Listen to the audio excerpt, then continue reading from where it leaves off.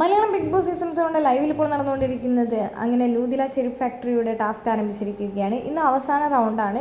ഇന്ന് അവർ 25 ചെരുപ്പാണ് ഉണ്ടാക്കേണ്ടത്. 90 മിനിറ്റ് കൊണ്ടാണ് ഉണ്ടാക്കേണ്ടത്. ഇന്ന് 12 കോയിനാണ് മൊത്തം ഉള്ളത്. തൊഴിലാളികൾക്ക് എല്ലാവർക്കും ആ കോയിൻ മുഴുവൻ കൊടുത്തു തീർക്കാനും ബിഗ് ബോസ് പറഞ്ഞിട്ടുണ്ട്. ആ സമയത്താണ് നമ്മുടെ ഒനിയിലും അനുമോളും കൂടെ സംസാരിക്കുന്നത്. അപ്പോൾ അനുമോൾ ചോദിക്കുന്നുണ്ട്, നിങ്ങൾ ആദ്യം വക്കീലായിരുന്നില്ലേ, പിന്നെ നിങ്ങൾ എന്താണ് ഈ ചെരുപ്പ് കമ്പനിയിലേക്ക് വന്ന് ചെരുപ്പ് ഉണ്ടാക്കുന്നതെന്ന്.